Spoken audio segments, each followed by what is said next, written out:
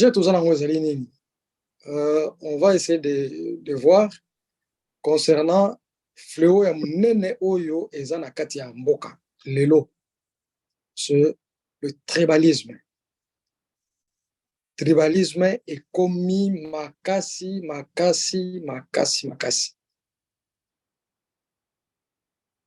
Alors, eu égard au fléau wana, eu égard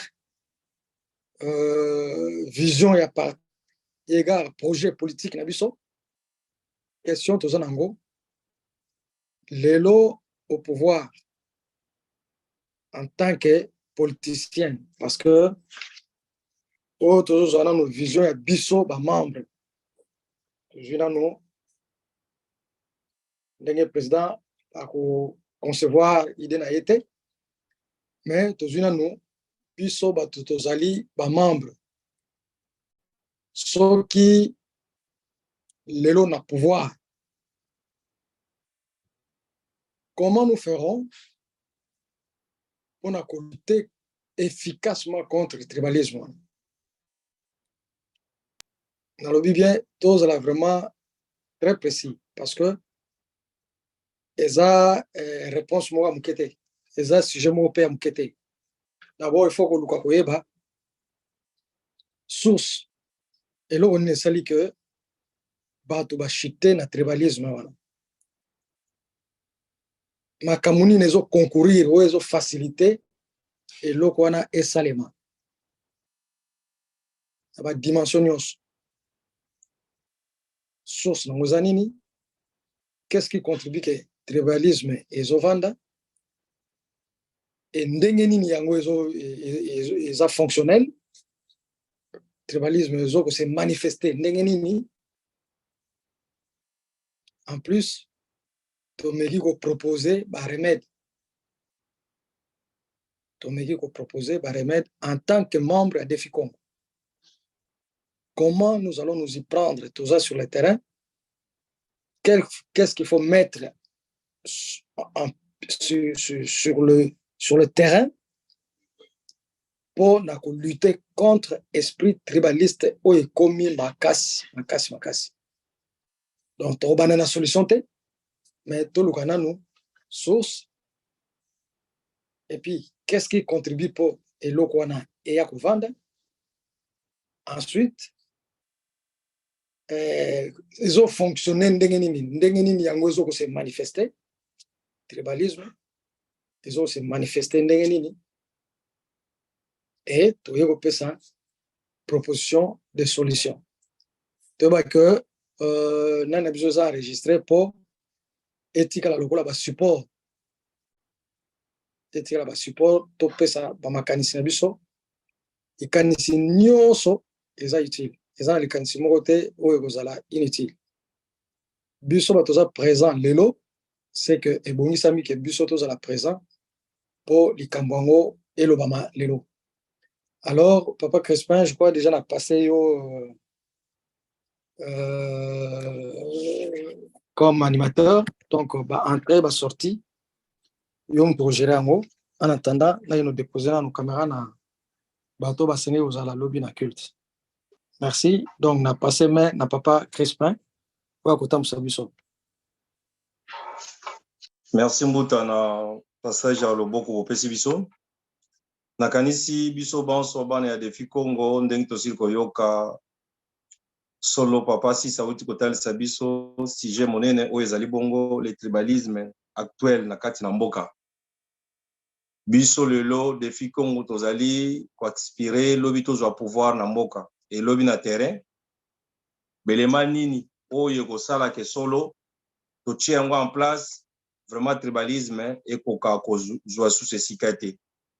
Mais avant tout ndenge papa si salobi ya solo tribalisme yango tolali kaka tolamuki mbala mo tribalisme ekomi mais euti wapi pourquoi ça na kanisi photo yeba d'abord kosala diagnostic ya malade yango euti biso wapi soki toyebi tina ya malade nde tango wana tokoluka ba remède ya kopesa mpo ete tokoka kopropose lobi na biso ete makambo ekoka kozala te. Donc yango wana sans plus tarder je pense que ngana ko monopoliser na ngai parole te il est important que biso nyonso to réagir parce que ezali ba réalité oyo tokozala nango affronter lobby kuna ezali koya parce que toza censé lobby ya kotambusaka mboka etant que biso bana ya défi Congo ndenge batuni biso d'abord toluka d'abord maladi yango euti wapi bongo toproposer ba remède nini tokoki kopesa po ete solo mboka na biso elongwa na makambo oyo ekomi kolata le tribalisme oyo ezwi biso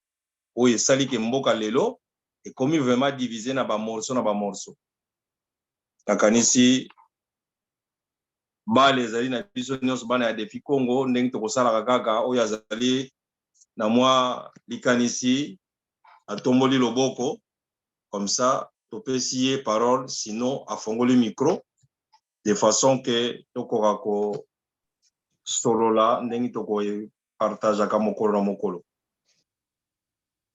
Papa Max mikono ezali kofungwama eske olingi oza na liloba ou bien eza kaka erreur ya loboko? Mbote papa mbote bamama biso nyonso wana kati na ngai natalisaka mwa place na moke place ya tribalisme wana bon mpo na ngai namoni eza mingi ezala na facilité ya monoko mpe ya entourage na ekolo ya bato esika bazali mpona bamosusu bamonake par exemple aso nazoloba monoko moko par exemple swahili to chuluba to kikongo entourage na nga bato wana naza na facilité oso na bona monoko mboka ke moto mosusu ayoka langage na nga te to baparole nazobimisa epres mosusu mpe eza so neti kovalorize tribu na ye esika ya uti donc songa moto mwa uti par exemple eza moluba aohésite te mpona kopesa poste ke songolo donc azomona nongo neti asali bien na kote ekolo na ye bato bazalaki par exemple mingi na pouvoir te moni apesi bango pouvoir na ntango mobutu ezalaki bongo makasi mingi te mais la plupart soki otali na armée basoda mingi bazali bangala bango nde mingi bazalaki mpe baposte mais tribalisme na ntango mobutu ezali makasi te nazosentir ke so okutani na motu mpena azoloba mpena lingala aza kote mingi kota basoda te mingi kota basoda mingi bangala bazalaki donc ezali kovala mpo na ngai namoni eza mwa ndenge wana. Merci papa. Merci papa Max na apport na yo nakanisi toyoki likanisi ya papa ye apesi selon ndenge ye a observé parce que là na ndenge toza kosolola wa souci eza ya koyeba d'abord malade yango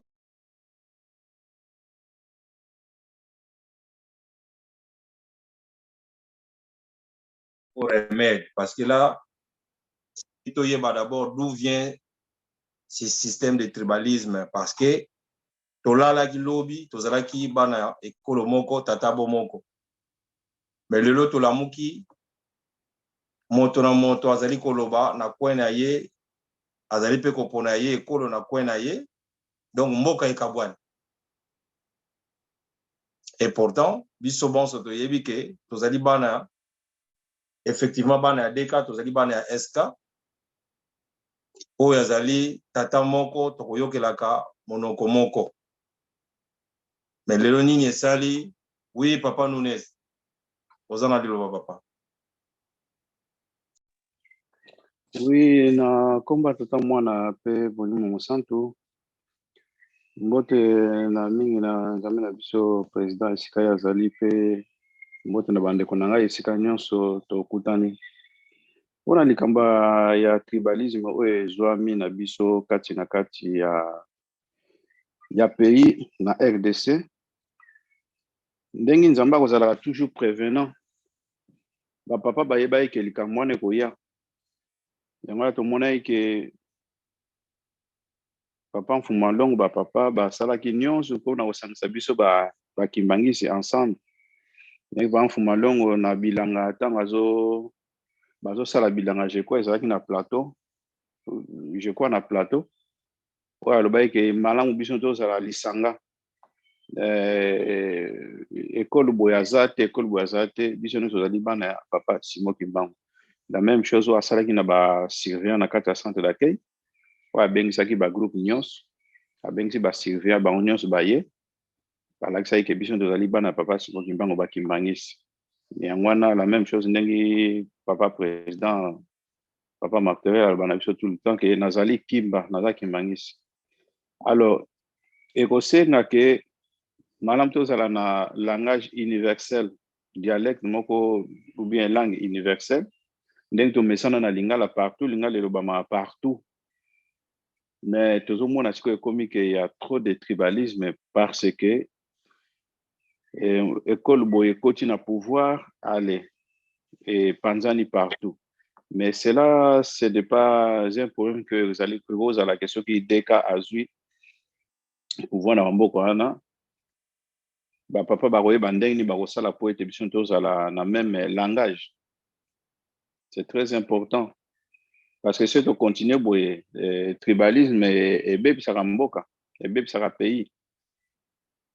Les alliés loi moko toloba ke divisé pour mieux régner. Alors papa Simon Imbangu azali universel. Ayaki pona ko diviser te.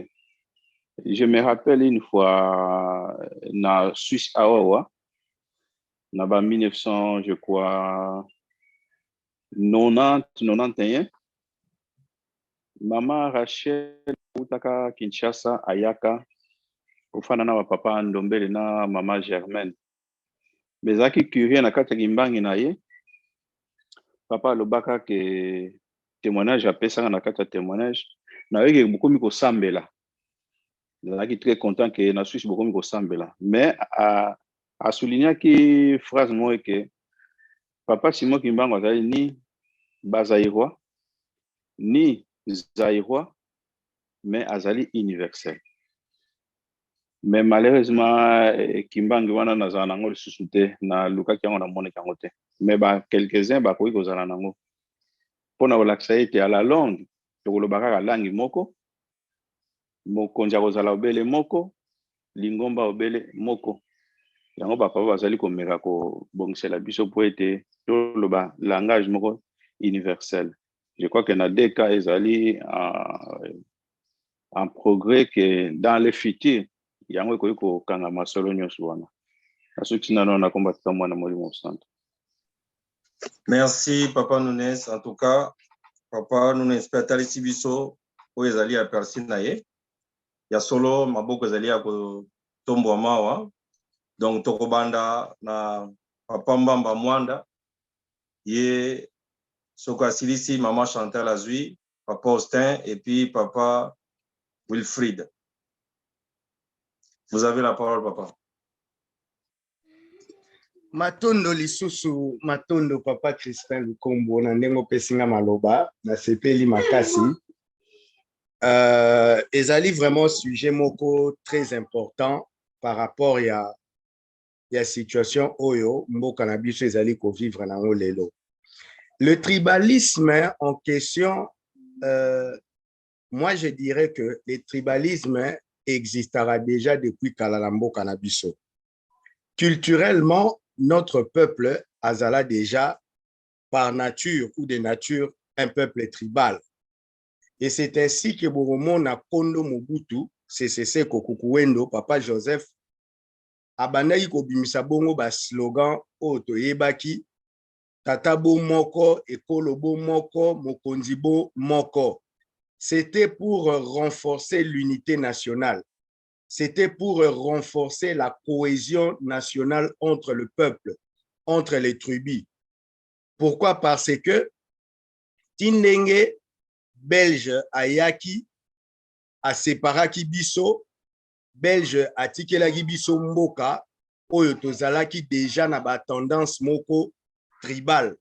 Pourquoi? Parce que Boromona, avant indépendance, tozalaki na Abako, où ezalaki mouvement moko politique, ya ba Congo topé, parti politique, ya ba Congo Alliance de ba Congo, où ezalaki kosenga indépendance uniquement ya peuple Congo topé, ya ba Congo kaka avant tout. Donc ça déjà, c'était une sorte de tribalisme politique, de tribalisme culturel ou tribalisme ya peuple. Ezaki sorte moko ya séparatisme otozaki nango déjà ba victime. Et lelo toye komona tendance tribale wana na kati ya communauté na biso et c'est renforcé. Et c'est renforcé pourquoi? Parce que biso nyonso toyebi ete ezali na parti politique soit ezali na ba oyo bazali kokamba mboka lelo bazali à tendance ethnique moko bien précis pour dire comme quoi parti politique où eza na pouvoir lelo ezali plus engagé vers les ressortissants ya Kasai ya Bakassayen par rapport ya distribution ya ba poste clé na kati ya mboka. Or soki toke na constitution na biso ya RDC ya 2006 constitution ezosenga ke toutes les tendances ou soit toutes les tribus ya mboka bazala bongo représentées na kati ya ba institution ya mboka. Représentativité ya ba tribu to pe ya ba ekolo nyonso ezala équitable na ba institution mboka. Et fort malheureusement, ce n'est pas le cas aujourd'hui na kati ya mboka na biso. Et il ne faut pas se le cacher. Si nous devons être honnêtes envers nous-mêmes, si nous devons être sincères envers nous-mêmes, tout le monde a que répartition wana et salami na tendance moko plus kassayen. Parce que le loso qui au parcourir ba institution au mboka, au monde a que bateau to bengara par exemple bandeko bangala bateau Équateur, baza minoritairement représenté. Ba Congo baza minoritairement représenté. Batu ya ba ethnie mususu baza minoritairement représenté au détriment ya ba Kassayen. Et ça, ils ont créé frustration na ba couche politique nyonso, na ba couche culturelle ou soit na ba couche ya population, ils ont créé frustration.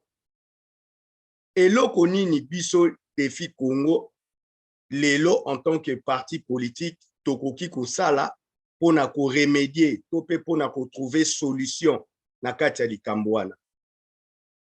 Na ndenge na lobaki déjà au départ ozalaki déjà na ba tribalisme na biso parce que ba pouvoir antérieur, ba pouvoir précédent, ba régime elekaki liboso et edaki peuple na biso te na cohésion.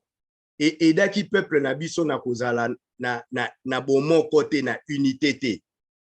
Mais biso lelo deka, qu'est-ce que nous pouvons faire pour remédier na yango?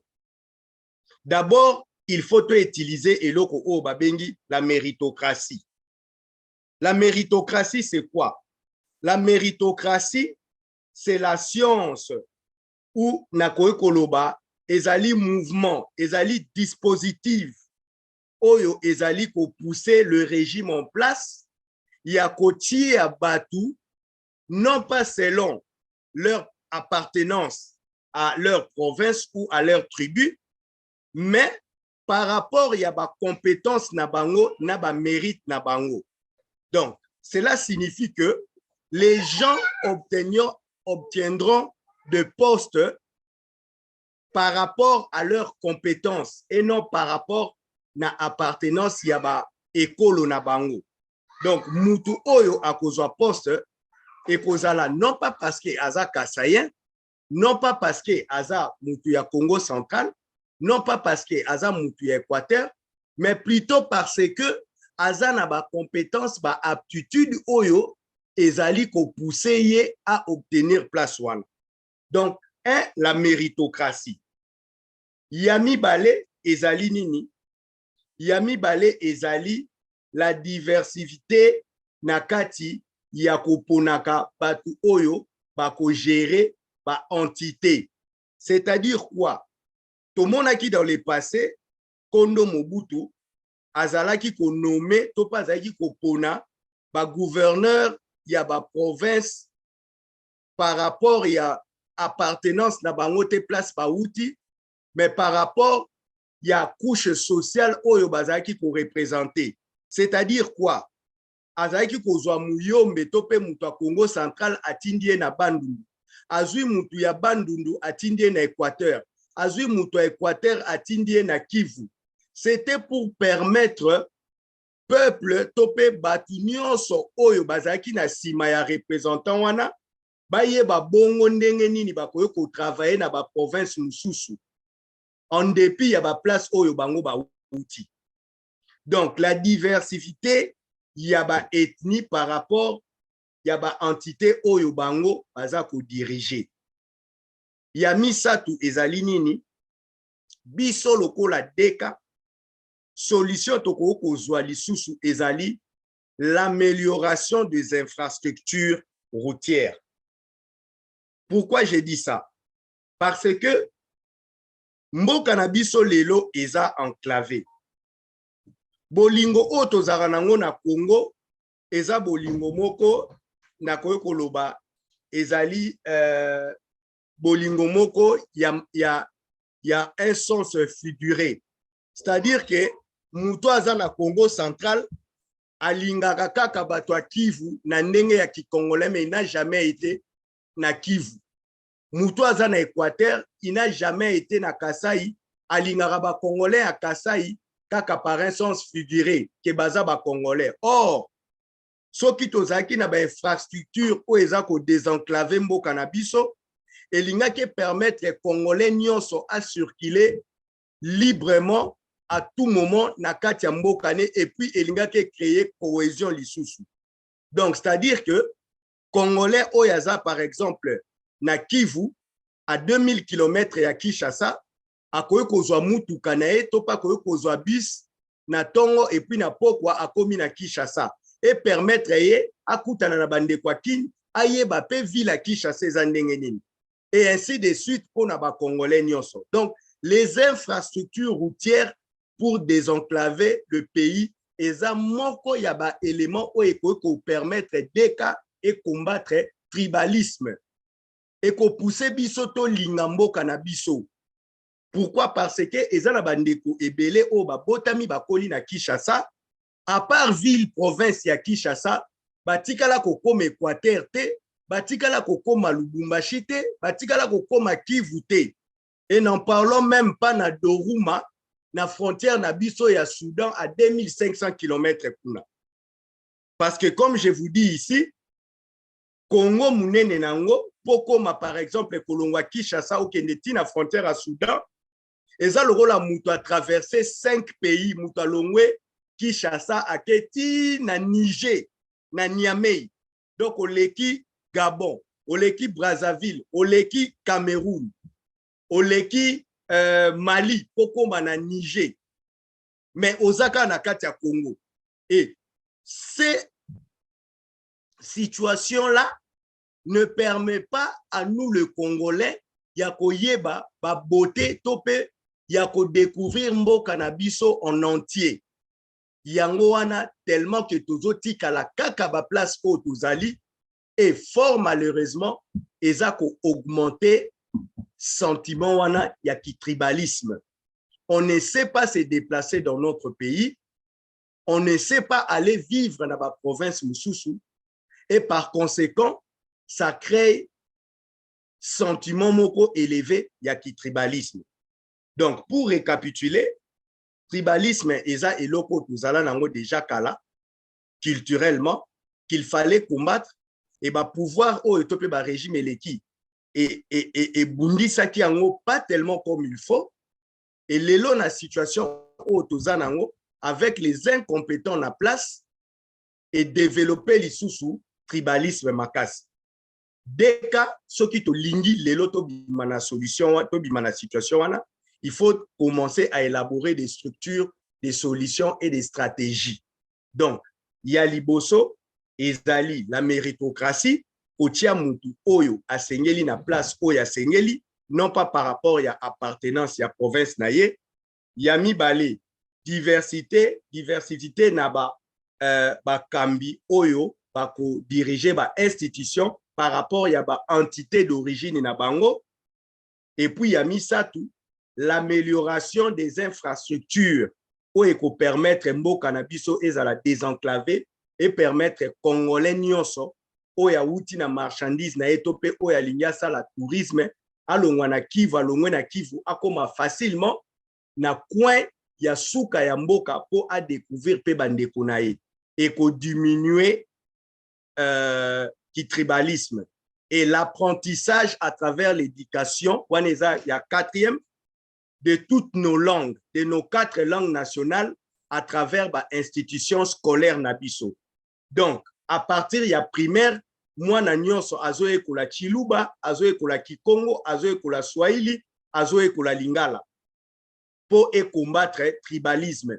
Comme ça, et kozala ke mwana oyo abotami atangi na Kishasa, ata komi na Kasai ayebi Chiluba, ata komi na Kivu ayebi Swahili, ata komi na Congo central ayebi Kikongo po abanda kotanga yango na classe depuis azalaka mwana muke. Donc la langue aussi est un élément pour permettre biso de combattre tribalisme et puis to koma na cohésion nationale to sangana to koma moko. Matondo lisu na zongsi maloba bolimbisanga na mono ndire na monopoliser parole. Voilà donc merci beaucoup na intervention na bino bandeko Borolanda na zongsi maloba pa papa Christophe Lukombo bolimbis matondo lisu. Merci papa Stéphane Matondo, papa Osel Nayo Mabete, tozalia on a 4 ya ko partager parce que effectivement yo okei na source et puis au PCP ba remède. Bon, na kanisi to ko évoluer. Tata mona pe tata molimo santo, mbote liboso na président na biso, pe mbote na ba ndeko na biso nyonso to sangani, tina ya parti na biso défi Congo. Débat oyo eza kitoko, en plus eza kala mingi te tosololaki yango na bon bolimbisa ezali lingomba te mais tosololaki yango na ejeki et nasepeli ndenge quasiment oyo nyonso nalingaki koloba papa Stéphane Bamba asi alobi yango, mais ça n'empêche que nakoki kobakisa mwa baélément mibale to misato et peut-être quoi appuyer les éléments mibale misato pe papa Stéphane Bamba atalisi biso. Tribalisme alors tribalisme déjà nalingaki kosala qu'il faut faire la part des choses entre il y a le bon tribalisme et le mauvais tribalisme. Tribalisme si toqué, c'est-à-dire que biso nyonso ndenge Afrique eza constitué to botami na ba ethnie ou bien ba langue moko boye et ezali élément moko ya identité na biso. Donc bato baza kosangana na ndenge ya identité ezalaka po na bato eloko moko naturel parce que ezali identité na bango. Bamoni ke identité primaire na bango ya base ezali oyo ya monoko na bango. Donc c'est un problème d'identité. Na yango nde il faut faire donc la part des choses, c'est-à-dire que oyo ezali ya kitoko pe oyo ezali ya mabe. Ndenge naza komona makambo nakoloba plus oyo ya mabe, mais n'empêche que je vais démarrer quand même par oyo ya kitoko parce que tribalisme ezali pe les langues et dans mboka na biso il y a beaucoup de langues et beaucoup en RDC ba langue ezali ebele. Je sais pas combien il y en a, 200 500 langues, voilà. Ezali onangai langue ezali outil moko de réflexion, c'est-à-dire que tango ngai na sololaka na kanisaka na français, pardon. Donc penser en français c'est pas la même chose que moto moko aza ko kanisa na lingala ou moto moko aza ko kanisa na Kiswahili ou na Kikongo, voilà. Pe moto aza ko loba pe c'est autre chose. Donc linkoloba ke ezali outil na biso ya appréhender, je sais pas comment traduire ça en lingala, mais pour découvrir le monde, pour que tous voient la solution. Tant on a ko kanisa, autant on a ko loba na lingala, ou bien on a ko kanisa na lingala, ou bien na Congo, na Kiswahili, na Mangala, voilà, dans toutes les langues qu'on souhaite. Ezali ndeng approche moko différent par rapport à d'autres langues. Donc c'est une richesse en fait. Ça nous permet de trouver des solutions nouvelles, ça nous permet d'aborder des problèmes. Voilà. Donc la langue est une vraie richesse. Une vraie richesse qu'il faut valoriser. Donc c'est pour cela que dans un dengue tribalisme, je prendrais que cet aspect-là, les langues, ce sont des choses qu'il faut valoriser. Et Nayangonde, idée à Papa Stéphane, c'est une vieille idée que je partage depuis longtemps, que tokwa koye kola pa langue na biso na classe. Maintenant, tribaliste ndenge toza koloba lelo yo, na ndenge ya politique, ezali tango tribal, la langue wana, ba groupe identitaire wana, eza komemela biso division na kati ya mboka. Division eko komemela biso na ba makambo moko ya mabe, lokola ba guerre civile, tomoni yango na Congo Brazzaville, ezalaki basé na tribalisme. Tomoni ba génocide na Rwanda, ezalaki basé na tribalisme. Tribalisme ememaka ba bagarre, ememaka koswana, ememaka mépris moko boye na kati ya mboka, ememaka ke bato moko baza kokanisa ke baza likolo ya bato mosusu, ememaka ke ba violence na kati ya ba foyer, kofingana makambo nyonso ya mabe, ememaka ma division et puis ba conséquence ya division wana. Donc tribalisme na ndenge oyo ya mabe ezali kitoko te pona mboka moko boye. Je pense que oyo toza kosolola lelo oyo ezali aspect wana, c'est-à-dire la cohésion nationale qui est mis en mal, qui est menacée par le tribalisme. Voilà, c'est oyo toza koloba na ndenge ya politique. Maintenant, si tomoni bien, Papa Stéphane alobi déjà mingi, donc nako bakisa mingi mingi te, mais nako nkene yango na ndenge ya mosusu, par exemple, tribaliste ezali pona ba ennemi ya Congo, élément pour diviser le Congo. C'est-à-dire que diviser pour mieux régner, bako tiela biso tir tribalisme pour que lobby bako justifier que oui, guerre moko et salemi, oui, parti moko tribal, mboka moko tribal, bato mwindo bazalaka toujours dans bango tribal, ezali image tozana yango. Donc, il faut déjà savoir si tribalisme wana tango ezako salema, est-ce que ezali action ya manipulation te? Est-ce qu'il n'y a pas une main invisible? Ezako memela biso na ba processus wana pour que bato bakende na ndenge ya tribalisme. Donc, ça veut dire quoi? Ça veut dire que mboka na biso faut que étudier vraiment s'il n'y a pas, si c'est pas une stratégie politique internationale ou je sais de qui, d'une puissance extérieure, ezako sale ete ke makambo wana esalema efanda vraiment makasi pour que bakoka ko justifier ba désordre bakoka kotia.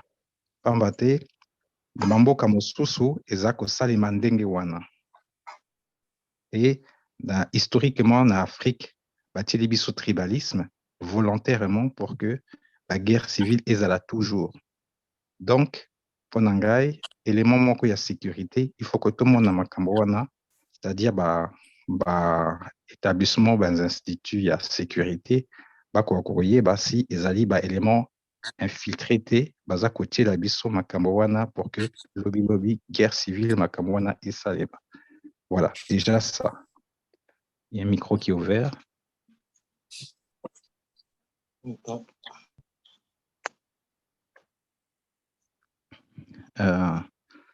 Après, il y a makambo mosusu, nalinga kobakisa, tribalisme, ezali lokola racisme, ezali lokola,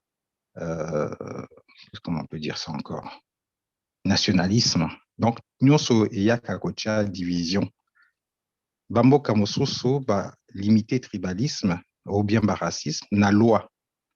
Donc, c'est-à-dire que na mboka moko boye si loi ezalité pour que bako kwa que caractériser tribalisme na ba conséquences na yango ezaki to côté.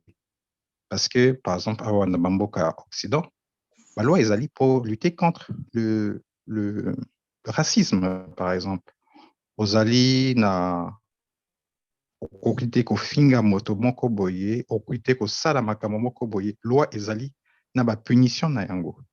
Donc, elingi koloba que si objectif yamboka tellement ezali peuplé na ba diversité, elingi koloba que unité pe faut ezala et unité est commis maintenant eloko moko, comment dire, cardinal, central pour mboka.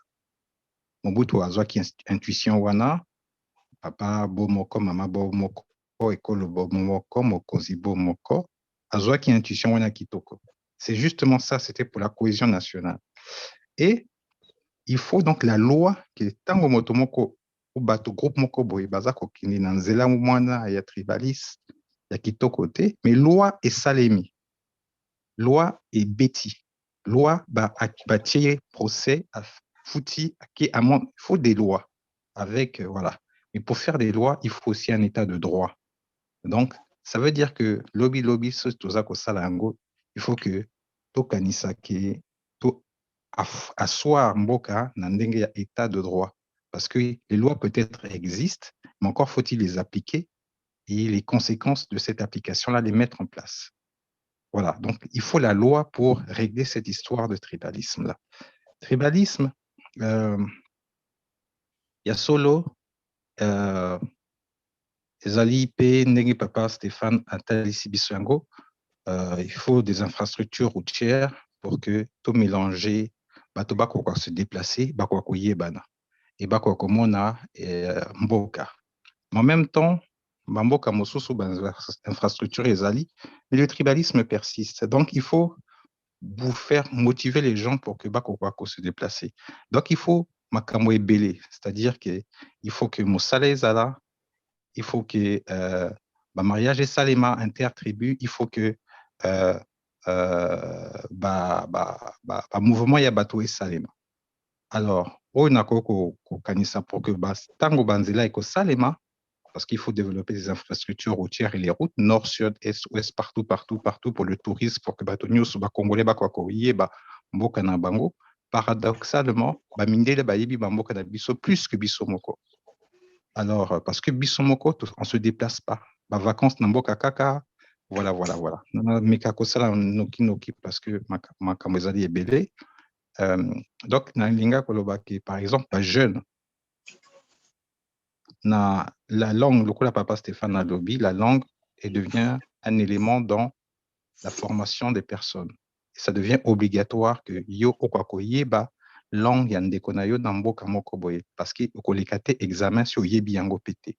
Et puis les langues, c'est pas simplement connaître, mais il faut aussi les écrire, il faut aussi faire des films, il faut aussi éléments nyonso culturels oyo ba bengaka soft power, c'est-à-dire que la culture nyonso tokozwa ba film ya Hollywood, ba Rambo, ba film ya Hollywood, mais to traduire yango na ba langue na biso moko ya mboka. Et comme il biso pe ba élément moko de recherche, toko yé ba scientifique, parce que par exemple na ba vili ba yebi ba étoiles nyonso ba kombo ya ba étoiles, ndenge ya vili ou bien ya ba yombe par exemple. Donc ça c'est des choses vraiment qu'il faut développer pour que bateau comme on a importance il y a ma langue na mboka na biso et jeune allô jeune tout créer pe mouvement il y a jeune tango jeune bakoka kotonga banzela wana, c'est-à-dire que le cola pas des collines de vacances, mais en fait au lieu qu'on fasse comment dirais-je na bamboka mosusu lokola ba Israël et na tango kala na mboka France, il y avait de service militaire. Au lieu que tout ça la service militaire, tout ça la service national, oyo ba jeune avant bakota na université na mouvement ya jeunesse, mouvement ya kotonga ndako mboka pardon, baza ko ba nyonso na bamboka basangani na bakan baza ko se mélanger, baza ko yebana, baza ko créer unité lokola ndenge moko ya l'armée, baza ko mona ke bazali mboka moko. On doit mettre en place une politique de nationalisation ndenge moko ya unité nationale na jeunesse. Je ne sais pas si je suis clair par rapport à ça et que ce sera encore mieux que Nako Kwakoko Mayango. Les aliba éléments moko un peu général pour que jeunes nyonso akwakoye ba ke azali ya mboka moko malgré que azali na ba awuti na ethnie moko différent, mais il faut cet état d'esprit et nationalisme, il y a nation pardon, patriotisme et zalanakati na bango, pas nationalisme mais patriotisme. Voilà, le point positif c'est patriotisme. Voilà quelques éléments, des éléments sous les alliés, mais comme je ne voudrais pas prendre beaucoup de temps parce qu'on a beaucoup à partager, mais il faut savoir que le tribalisme est quoi cause à l'élément manquant pour justifier la division et la guerre civile, et c'est vraiment la chose qu'il faut vraiment éviter dans Matangoyo où il y a tout ça Rwanda, tozali na bamboka ya Occident, tozali na ba ennemi ebele, balingi que ça a été que comment dirais-je que balkanisation ya mboka esalema pour que voilà, oui, on est intervenu dans RDC parce que les gens sont en train de se battre entre eux parce qu'ils sont tribalistes. Et comme d'habitude, tribaliste. Or que tout ça, c'est faux, c'est créé peut-être artificiellement. Voilà quelques éléments, peut-être, si Bandeko Balobi, il n'a pas encore pour que les éléments sont tellement exalés, pour que tout quoi qu'on soit la solution par rapport à Makambo Nyoso. La solution est mon côté, mais en fait, c'est une série de solutions de diverses façons, que ce soit législatif, que ce soit opérationnel, de construction, éducatif, culturel, il faut que tout soit, et na ba priorité moko ya ko sala en fonction ya ba défi en fonction ya ba voilà, ya ba élément nyonso ba menace toza komona na kati ya mboka. Nakoma tata mona pe tata molimo santo. Amen. Merci Papa Austin. Nakanisi biso bon santolandi tozolanda bandeko nyonso. Pona bandeko oyo bakoti sikoyo to bazali kokota sikoyo. Thème na biso oyo tozali kosolola ezali bongo le tribalisme politique oyo ekweli biso lelo na mboka. Lelo tomoni na etaleli tozali kotala politiquement. Mboka ekomi na situation moko oyo ekomi vraiment hors de contrôle. Le tribalisme prend la place na niveau ya mboka na biso. Yango lelo tozali koloba biso depuis Congo étant que parti oyo ezali ko apporter nouvelle civilisation. Na situation actuelle où ezali na biso lelo, ceux qui te commun à pouvoir lobby. Qu'est-ce que nous allons faire? La première question c'était d'où vient ce tribalisme politique lelo mboke komi divisé na bakanyon se tomole li lelo. Ceux qui te sali critique na yango ne deuxième partie ezali proposition ni tozali ko proposer parce que lobby tozali censé totambwisa mboka biso depuis Congo. Qu'est-ce que nous proposons? Donc voilà na bandeko yo bazali kokota na sikande tina ya masolo tozali na yango. Donc bandeko yo batombolaki déjà misapi. Donc là tozali na papa Wilfried. Papa à vous l'antenne. Oko kakopesa biso belema. Na kombo tata mwana pele mosanto mbote bandeko mbote na pas président mbote Mbuta Jospin nazo yokana. Oui Mbuta 575. Merci Mbuta vraiment na maloba. Na kombo tata mwana pe molimo santo na kanisi biso nyonso wa toza ba kimbangiste oyo bazali préparé pour na kotambusa mokili ya sika na lolenge pe ya sika. Alors question il y a tribalisme diagnostiqué nini et provoqué yango. Qu'est-ce qui a fait que ils allaient accentuer? En fait, les tribus ont toujours existé. Ma tribu, depuis Nzambe à Panzaki, tour de Babel, Moutounion surtout à se replier à qui? Na moto yo bazolo ba monokomoko alandi. Ye yo pe bazolo ba monokomoko alandi. Alors banatangwa na ba tribu et salamaki. Alors lelo ndenge bandeko balobi précédemment na likambo ya Mobutu ndenge abana koloba tatabo moko mamabo moko. C'était des efforts à lui personnels pour étouffer ce repli identitaire politique. Donc, aujourd'hui, Oyo a accentué Angoshu Makasi. C'est tout simplement la démocratie. C'est tout simplement la démocratie. D'où notre chef spirituel, Papa Simon, Papa Diangenda Kuntima Joseph disait la démocratie, une bombe à retardement. Effectivement, bombe wana epandi bikolo epandi bato nyonso va se replier, ce qu'on appelle techniquement le repli identitaire dans le cadre politique. Mututu a se replier na ethnie naye. Le cas de figure. Au Congo-Brazza, par exemple, ça dire que epandi biso na ndenge moko akosakana te cette bombe à retardement dont papa faisait allusion, la démocratie. Parce que te constater sur le terrain, le seul parti qui était arc-en-ciel, c'est le PCT, où il y avait tout le monde. Mokongo, Momboshi, Moteke, Mungangulu, Moulari, tout ce que tu veux. Bango, tout bazalaka na kacha PCT. Je pense aussi à Kinshasa, en RDC, c'était le MPR. Mais tango na 90 démocratie y est, nous avions très mal interprété la démocratie. Et après, Oyaza Mumboshi a se replié dans le parti politique né à Mumboshi.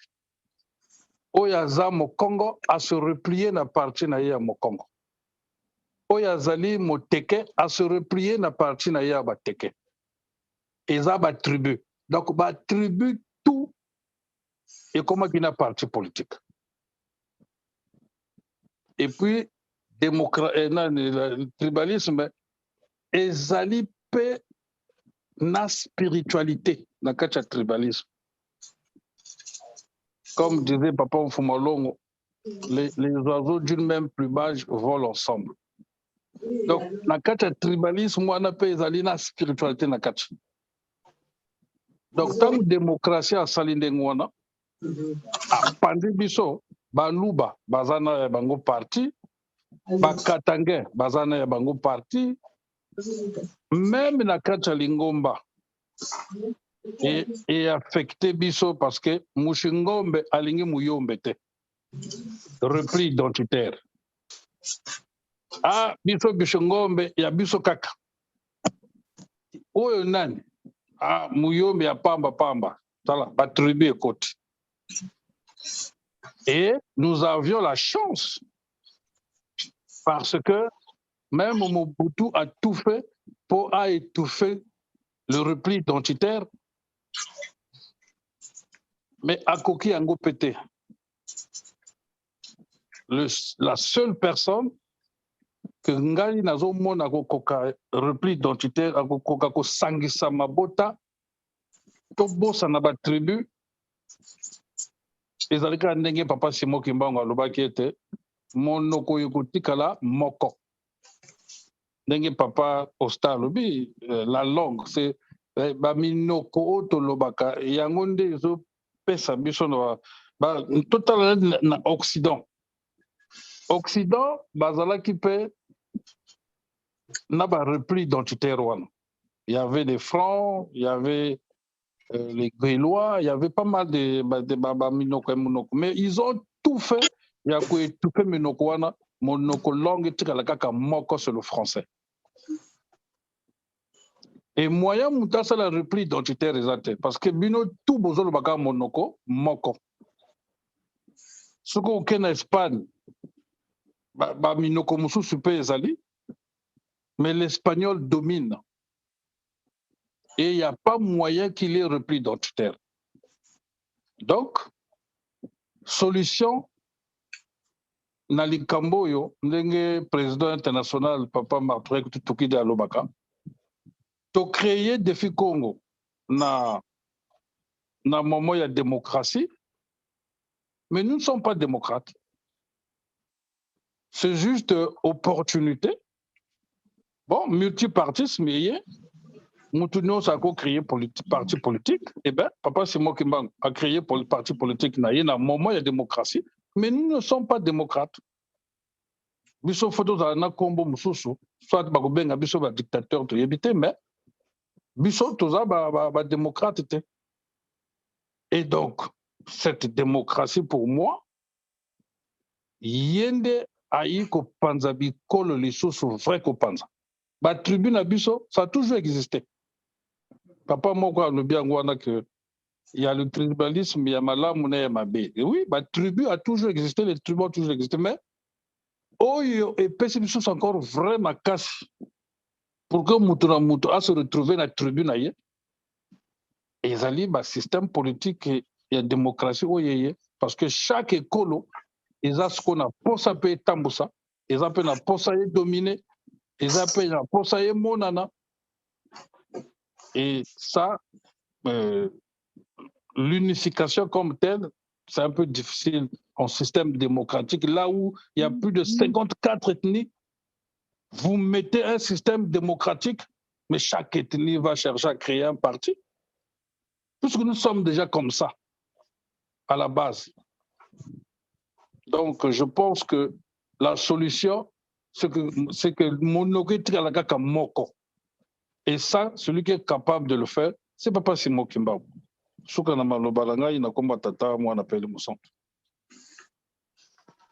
Merci, Papa Wilfried. En tout cas, na oyo pesi biso. Ya solo tozali kokoba kaka na échange na biso bandeko. Oyo tozali kokota sikoyo tozali kolobela thème oyo etali le tribalisme politique na bamboka na biso lelo. Lobi tozalaki boyete mais lelo tokomi na niveau moko oyo tobandi ko se détester même. Mboka ezali kokabwana biteni na biteni. Maladi wana euti biso wapi. Et deuxième temps, ceux qui ont malade, solution ni lobby défi Congo tokozala na pouvoir. Qu'est-ce que nous allons proposer bandeko ba pesi ba makanisi pe bazali kokoba donc ngai na yo pe mwana ya deka oyo tozali awa to hésiter parce que lobby nous sommes censés ya kotambusa mboka mais avec quel état d'esprit na oyo tozala ngo lelo lobby to ko proposer nini voilà na bandeko bazali kokota donc bandeko ba telemsaki misapi donc tozali na ndeko na biso défi Congo na ebité soki nani mais en tout cas défi Congo donc défi Congo soki Papa 6. oui muta zoma loba. Merci mingi papa modérateur. En tout cas sujet e bano mona na ondire ya mukeme nzo ande sujet mo kitoko pe munene.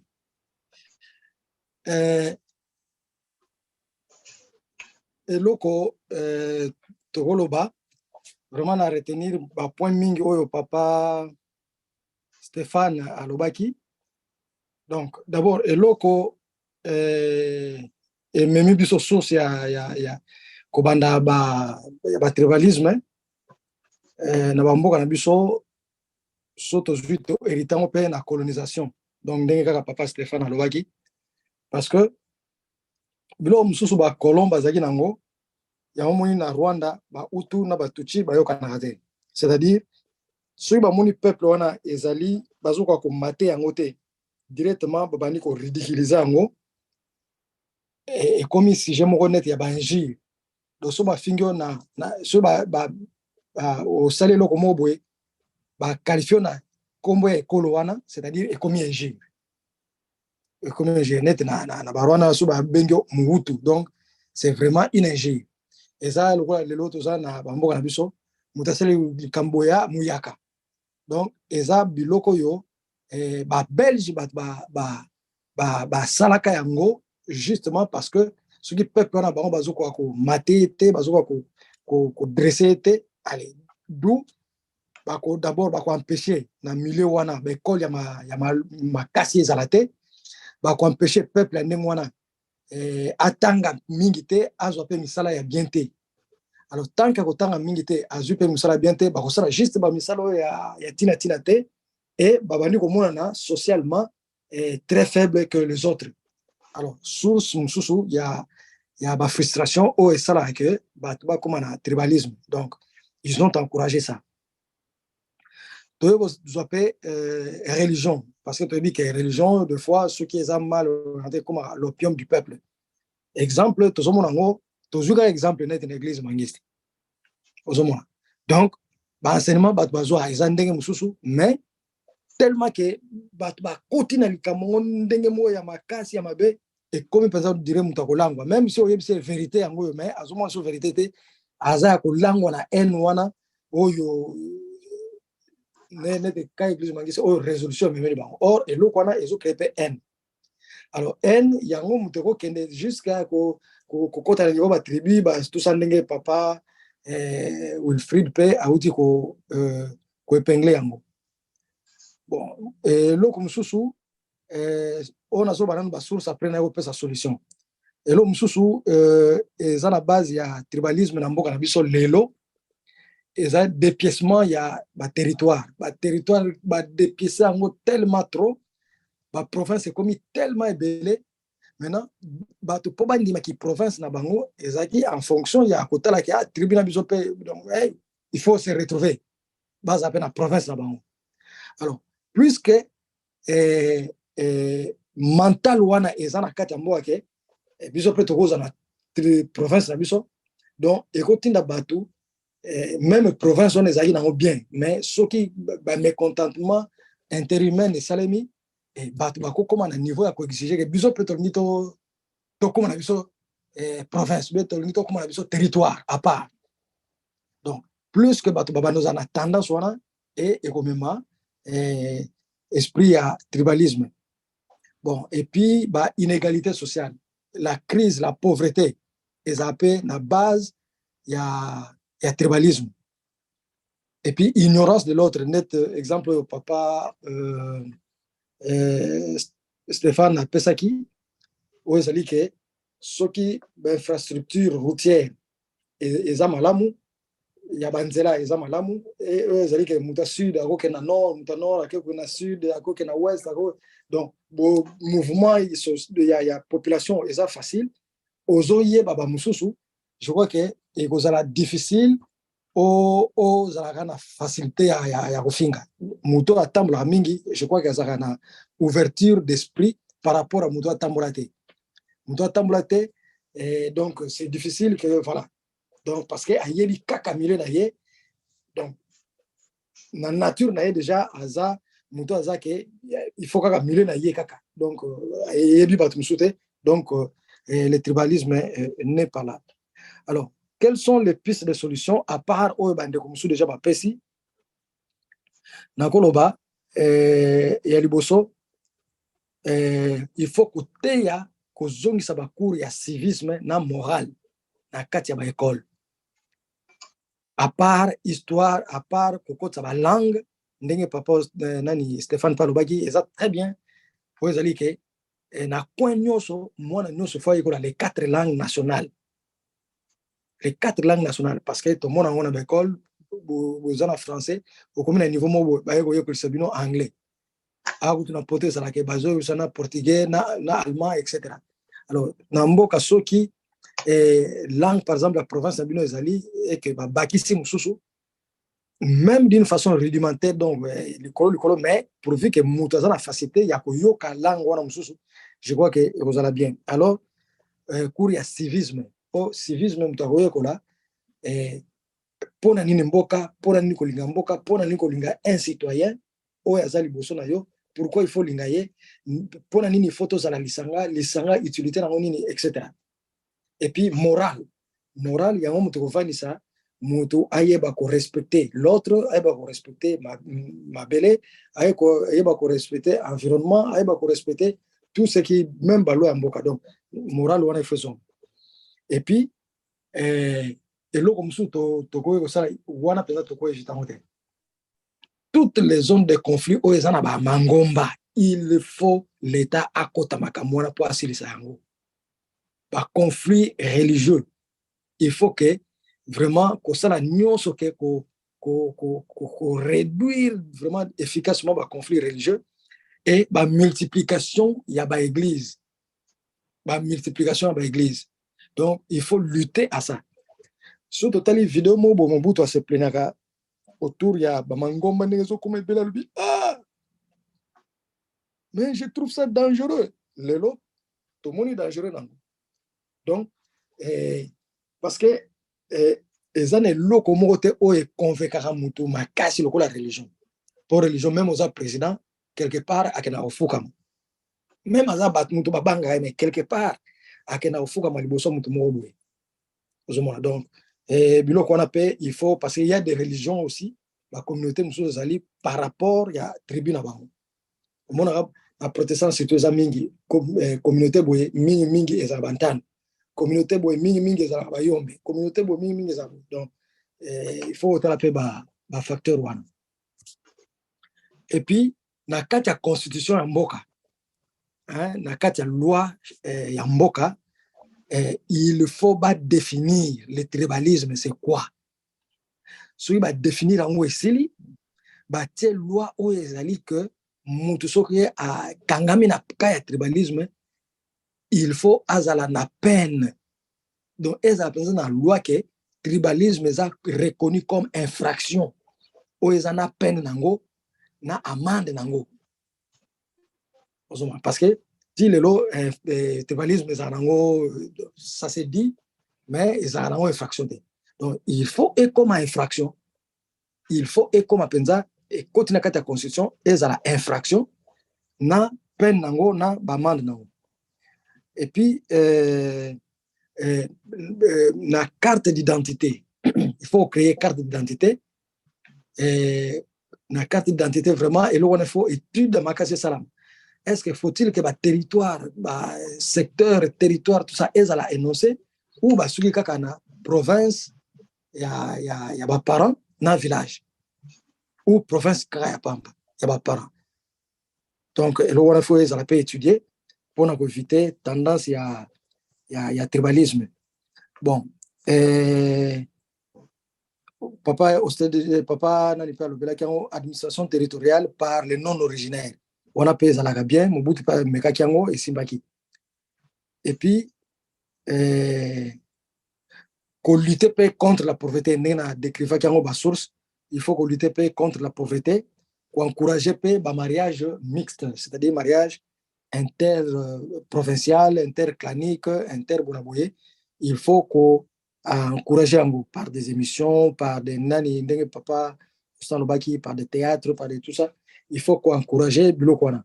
Et puis par les théâtres aussi, il faut qu'on mobilise il théâtre na biso congolais.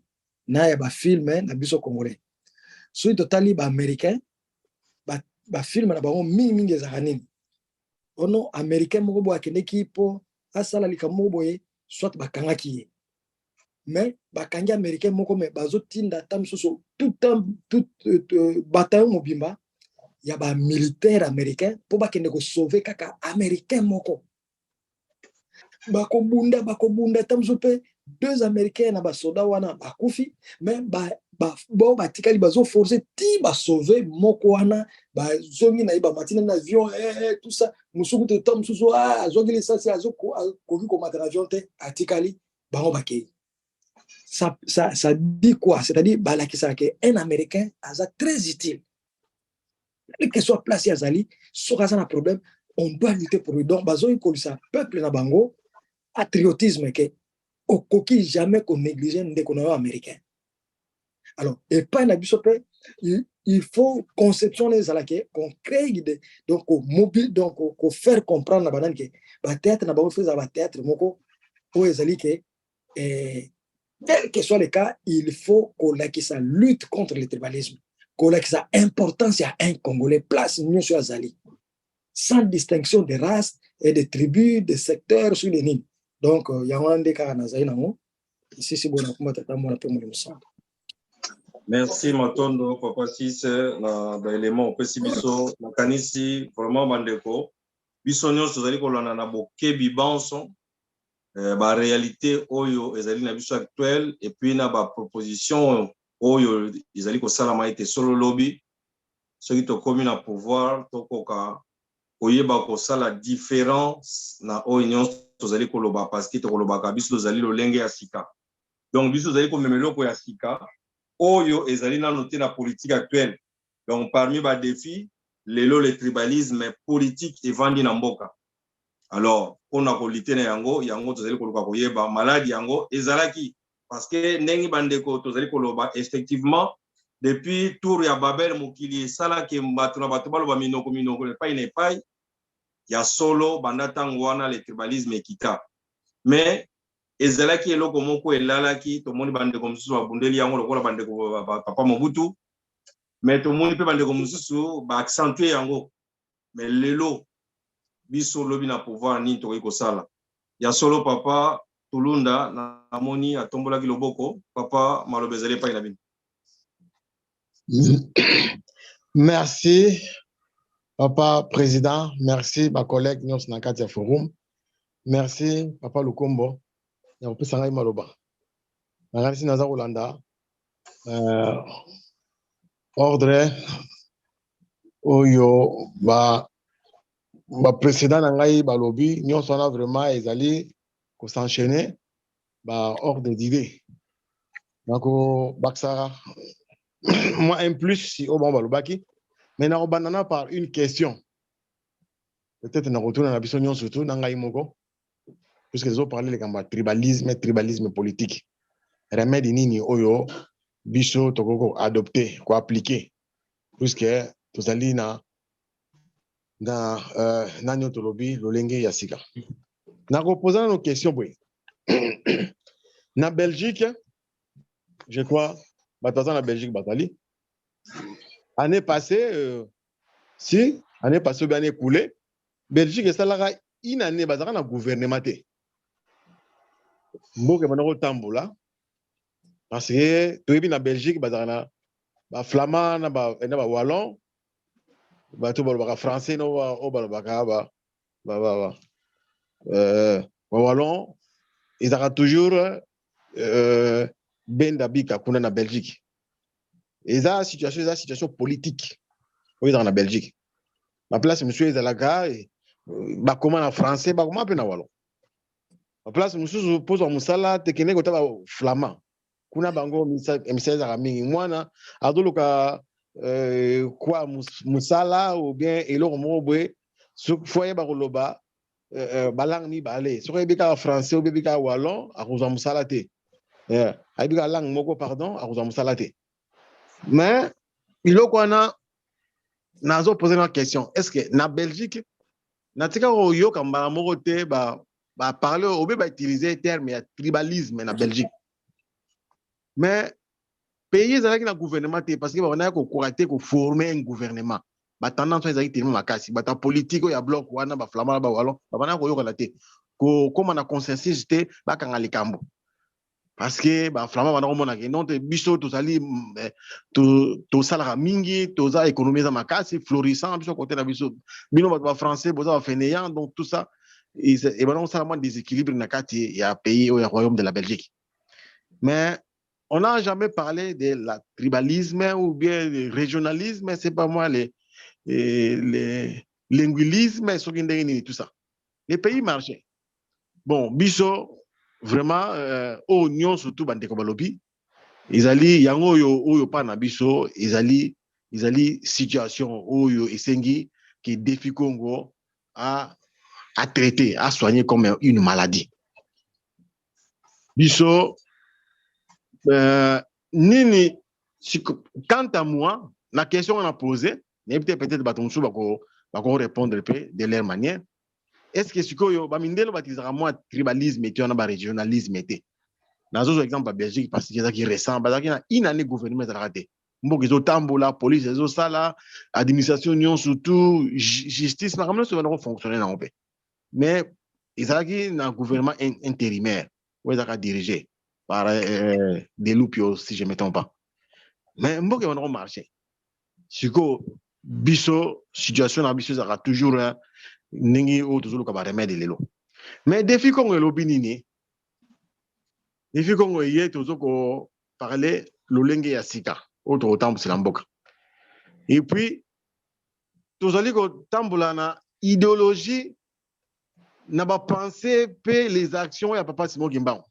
Penser papa Simon Kimbangu ayako appliquer ko tcha kati na noir et puis ayako tcha kati na constitution religieuse to bengi église kimbangiste oyo papa Simon Kimbangu abandi likambo na village kuna likambo na eko zwa ampleur et keti na ba région nyonso donc et traverser ba région nyonso surtout sans tendance confondue lelo pe likambo na evandaka ekindela ndenge wana l'église qui mangiste Mukongo o Muluba nani ils ont rapidement place malgré que ça la race mais ils ont toujours étouffé parce que enseignement courant n'a pas passé tellement très fort et boya kango chaque fois et boya kango donc quand à moi na ko ça peut solution na oignon sur bato alobi papa si papa Wilfried Bongo papa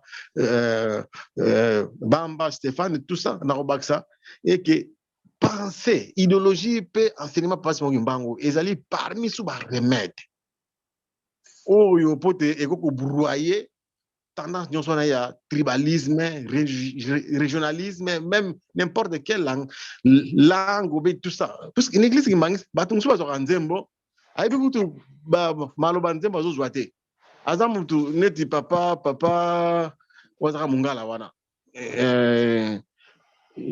papa yefa azozwa nzembo kikongo mpenza na aksa pa kikongo mais ayebi kutu makamu soki elongo loba nini te donc ana biso pensée idéologie pe enseignement passe mo mbango na kanti za premier remède na o biso na défi Congo o esengi tocha po eloko wana ezozanga biso mingi yango pe ezozanga na kati église kimbangisi kote yaka to kota banani papa kote ya mais poni bino na bino bolingo ezate ezobanda na biso par manque d'amour na ezozanga d'abord biso mais yango ya enchaîner pe tina ba tribalisme.